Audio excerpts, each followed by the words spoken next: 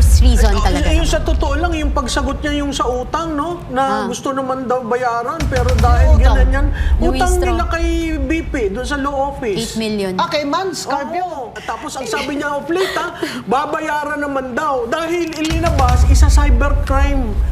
Si BP Inday. Paano isa sa Ayaw talaga magbayad, kaya diba? Bakit? Bakit si Robin Padilla, ilang taon sa kulungan? Yeah. Bakit yung asawa ni Luistro, kakaiba? Wala namang dilawan na post Post Aquino. Wala. Oo. Naging kakamping ang kulay-kulay nila. Kaso ang kakamping, may confusion kasi si Risa Ontiveros sumama dun sa slate, kaya ang sabi ng bayan, kakamping din sila. Hindi po kayo kakamping, kakampi kayo ni BBM. Gumawa yata yung mga taga-Naga. Nakalagay doon yung pinupuro nila si Sandro. Na sa birthday ni Sandro, happy birthday. Yeah, the next ito si Sandro, president. kakaibang Marcos ito. Yes. Hindi nga siya kakaibang Marcos, kamukha niya si Charis eh. Kaya kakaiba siya, di ba? Dadagan ang Mega News Update. Kasi obvious reason talaga. Yung sa totoo lang, yung pagsagot niya yung sa utang, no? Na gusto naman daw bayaran, pero dahil utang? ganyan, utang Withdraw. nila kay BP, doon sa law 8 office. million. Kay Man Scarpio. May utang siya dun sa rape case ng asawa niya. Oo, at di ba, inamin rin yung tinago niya. Ewan ko sa mga lawyers, kaya ako minsan yung mga kaibigan kong lawyers, tinatanong ko, talaga bang ethical yung mga pinaggagawa? At tapos ang sabi niya of late, babayaran naman daw. Dahil ilinabas, isa cybercrime. Si BP Inday. Paano isa sa Ayaw talaga magbayad, kaya gano'n. diba? Bakit naman ang IBP? It's a challenge for you. Hindi mo ba pwedeng Discipline. IBP mo to prove you? Iimbestigahan nyo na yun? Kasi admission yan eh. Oo. Na sinabi niya na tinago niyo yung asawa niya. And that was rape. That's a non-bailable offense. Bakit si Revilla na nagdi-deny siya na ginawa niya yan, pero nag-surrender siya? Di ba? Bakit? Bakit si Robin Padilla, ilang taon sa kulungan? Yeah. Bakit yung asawa ni Luistro, kakaiba? Ayaw talaga. Kahit na yun ang batas na kulong ka muna bago ka mag-motion for bail. Yan ang sa totoo lang talaga. Kaya nabuking siya dahil may utang pala siyang attorney's fees kay Attorney Man Scarpio na ayaw niyang bayaran. Aba, ang hirap naman ang singilin ng mga ito. Kakasuhan ka. Ayoko na kliyente yan si Luistro. Diba? Ay, nako. Kaya, Iba ang ano natin, iba ang mindset, no? Iba ang mindset. Ano sila parang manhid. May sarili silang mundo na we can just do this, we can make it, all of this happen. But remember, kahit sino naman na magiging susunod na presidente, sa tingin ba nila makakalusot sila? Yung susunod na tatakbong mga presidente, ang unang-unang gagawin yan sa eleksyon ay magpapasikat. Bababuyin din kayo. Ilalabas sa ng baho nyo. Kung sino man makalaban ni VP Sara, lahat yan titirahin din kayo. So, ang tanong ko, Chakati, Prof. Malo, sa mga congressman, mamili na kayo, 2 years o 6 years? Kasi, everybody says, even Liberal Party's former chair, Senate President Frank Drilon said, Sara is the woman to beat. Ombudsman, former Ombudsman Justice Conchita Carpio Morales said, Sara is the woman to beat. So, congressmen, mamili kayo. Sa 2 years kayo, pirma kayo ng impeachment para sa 2 years ni BBM, you are in power, o sa susunod na 6 years, doon kayo sasama. Yan ang pag-iisipan nyo mamayang gabi habang umiinom kayo Narinig nyo ba din to? ng tubig. Narinig Kala mo ko din ba kung yung, ano yung balita na merong sinabi si BP Sara na si Martin Luther King ang balak na... Sino ba yung Martin Luther King? Romualdez. Yung favorite ko. Naku, sa totoo lang Tatakbo raw na presidente. Baka sakali. Hindi pa nag-give up. Lumalabas pa ngayon, syempre, na siya, payat na siya ngayon. Yeah. Ganyan talaga nagagawa. Masyadong marami ka ng pera eh. Marami ka ng mansion, marami ka ng helicopter at jet, namamayayat ka talaga, Malu. Kaya tayo, hindi talaga namamayayat eh. Oo, masarap ang buhay natin, kahit simple lang, no? Kaya ganyan. Ngayon, gusto pa niyang tumakbo. Uli, kaya nagre-recycle siya ngayon sa social media na ang kaban ng bayan na hindi para sa sarili. Para namang Saan ba galing ito? Tsaka wala talagang sumagot dun sa, nasan ba yung 1.5 at 1.9 trillion? Correct. Hanggang At ngayon. nasaan ka na ba ngayon? Martin Luther Oo. Romualdez, where are you? At saka ano na nangyari sa flood control? At bakit hindi ka, Martin Romualdez, iniimbestiga ng ombudsman? Oo. Correct. Di ba parang umuulan lahat ng issues dito sa totoo lang, no? Mahirap pala Oo, dito sa paano? show niyo.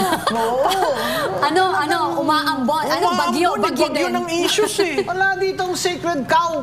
Oo. Walang Dito, sa sacred totoo cow lang nga dito, talaga. Sa totoo lang. Walang filter, puro katotohanan lamang at pwede tayong magtanong at konfirmahin ang bawat diskusyon na aming ginagawa. So palagay mo, Prof. Manu, dahil sa survey ng Publicos at iba pa, na leading si BP Sara, ay may panic na ba? Amang BBM gang? Oo, may panic na yan kasi nakita mo naman, biro mo ang presidente nagmedyas ng pink at pumunta sa Naga at tinuro yung medyas. Doon na lang, sabi ko, ano ba naman yan? Para doon sa mga kasama doon sa samahan tsinelas, talagang insulto yon. Senyalis ba yan na takot sila na si Ay, Bibi Sara? naghanap na kaagad ng mamanukin at talagang liniligawan across all colors, political Yeah. colors. Saka Yun nam- umaasa ba sila na si Leni Robredo ay sasama sa BBM gang at hindi na niya itatanong ano nangyari sa korupsyon at bakit walang nananagot? Sa pagkakilala ko sa kanya, sa tagal naman ng samahan namin ni Jessie, we were mayors together, we were friends. Oo. Hindi naman ganyan si Leni na akala nila si Leni madaling bilhin naman sa 500 Oo, million 500 na million sa ano, na Colosseum, no? multipurpose building. Ano ba? Oo. Parang kung gagawa kayo ng mga ano diyan, napakababaw ng tingin nyo kay Mayor and former VP Leni Robredo. Kasi ang nakita ko, Malu, sabi ni Egay Erice na Liberal Party, hindi ako magmamarcos. Kahit hindi ako magsara, hindi ako magmamarcos. Sabi ni Rize. Oo. Tapos, ang pagkaalam ko, dahil kilala ko si Senate President Drilon personally, sa kanya ako nagsimula sa Accra, di ba? He was my managing partner. That's right. I was my examiner in labor law. I was Yeah. recruited by his wife. If I know him, alam kong hindi siya magmamarcos. Di Ang ba? balita ko, Kombing tsaka Prof. Malu, talaga ang original Dilawan na Aquino, hindi niya yan kakainin ang sinusukan Kami nila. yun, di ba? Diba? Kami Yung yun. original. Oo. Diba? Kami yun. Kaya ano nangyari dun sa Dilawan ngayon at Pinklawan? Di ba sinasabi nila, yung Dilawan of a certain generation will never support a Marcos. Pero kami yung ang original. Dilawan post, Wala namang Dilawan na post Post Cory Aquino. wala. Oo. Naging kakamping ang kulay-kulay nila. Kaso ang kakamping, may confusion kasi si Risa Ontiveros sumama dun sa slate, kaya ang sabi ng bayan, kakamping din sila. Hindi po kayo kakamping, kakampi kayo ni BBM. Naku, sa totoo lang medyo maanghang ang mga pananalita dito sa show na ito. Kayo ni BBM. Mahihirapan yung susunod na guest sa inyo. Oo. Ayaw na yata ng ibang maupo dito at Oo, ano daw Kasi talagang sa totoo lang yun talaga, parang pana na tumitira no? Huwag nyo naman mga tao i-confuse kasi maraming kakampik na hindi talaga magmamarcos. Hindi, welcome din naman sila dito. Talaga may ganon? Oo, marami. Akala ko naman ayaw talaga, gusto nila si Marcos. Parang ano? Hindi kasi meron kasing Facebook, kaya yan na-confuse. May Facebook kasi na Lenny Nation. Oo. Na ang gumawa yata yung mga taga-Naga. Oo.